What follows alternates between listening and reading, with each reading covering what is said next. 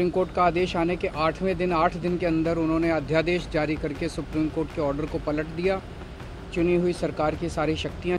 अब आप जरा संविधान को देख लीजिए, क्या अधिकार है। जब गवर्नमेंट बनाई जाती है, इलेक्टेड सरकार बनती है, तो उनको जो अधिकार दिया गया है उसको कैसे आप हटा सकते हैं?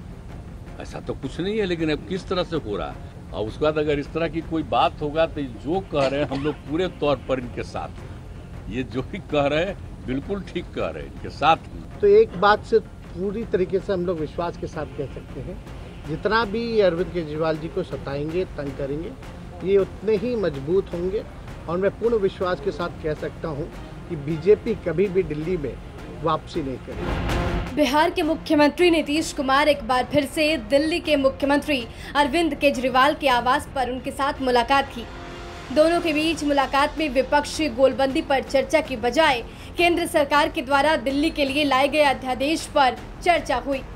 यूं कहें कि नीतीश कुमार और अरविंद केजरीवाल दोनों अपने अपने हित साधने में जुटे हैं।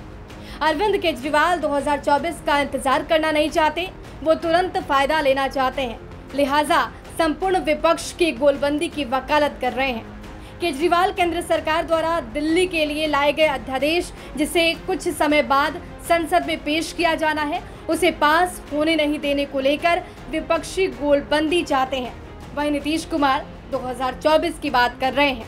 उसके बारे में नीतीश जी आज आए थे और उनसे काफ़ी डिटेल में चर्चा हुई। उन्होंने पूरी तरह से समर्थन जाहिर किया कि ये वो हमारे साथ हैं, दिल्ली के लोगों के साथ हैं और दिल्ली के साथ जो अन्याय किया है केंद्र सरकार ने, उन्होंने कहा कि इसका मिलके लड़ेंगे। और मैंने उनसे निवेदन किया, अभी वो पूरे देश के अंदर विपक्ष को एकत्रित करने में जुड़े हुए हैं। मैंने उनसे निवेदन किया कि अगर सारा विपक्ष इकट्ठा हो जाता है, नॉन बीजेपी सारी पार्टियां इकट्ठी हो जाती हैं, तो एक तरह से राज्यसभा के अंदर अगर ये इसको बिल के रूप में लेके आते हैं तो इसको बिल के रूप में हराया जा सकता है राज्यसभा के अंदर। और अगर राज्यसभा के अंदर ये बिल हार गया तो ये एक तरह से 2024 का सेमीफाइनल होगा। इधर मुख्यमंत्री नीतीश कुमार ने कहा कि अब आप संविधान को देख लीजिए कि क्या अधिकार है।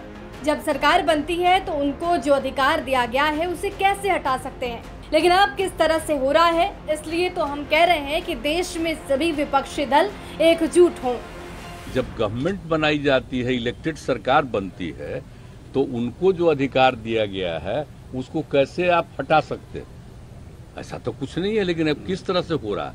इसलिए तो हम लोग कह रहे हैं कि सारे देश में सब लोग एकजुट हों, ताकि ये लोग संविधान का भी और किसी भी चीज का अपने ढंग से जो इधर से उधर कर रहे हैं और किस तरह का माहौल बन रहा है।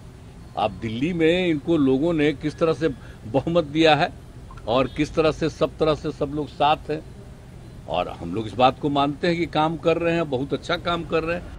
अध्यादेश की बात करें तो इसमें कहा गया है कि दिल्ली भारत की राजधानी है जो सीधे राष्ट्रपति के अधीन है।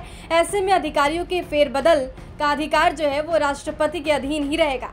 इस अध्यादेश के अनुसार राजधानी में अब अधिकारियों का तबादला और नियुक्ति National Capital Civil Services Authority यानी कि NCCSA के माध्यम से होगी। इस अध्यादेश में कहा गया है कि NCCSA के अध्यक्ष दिल्ली के मुख्यमंत्री होंगे, मगर मुख्य सचिव और गृह सचिव इसके सदस्य होंगे।